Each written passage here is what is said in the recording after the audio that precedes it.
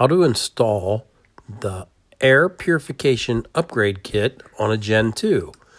Step 1, remove back screw, followed by cover, then factory filter. Install filtration system by plugging it in to the bottom port and snapping it into position on the back housing. Install HEPA air purifier, the back cover plate.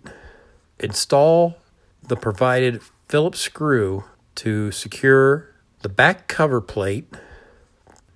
Plug it in.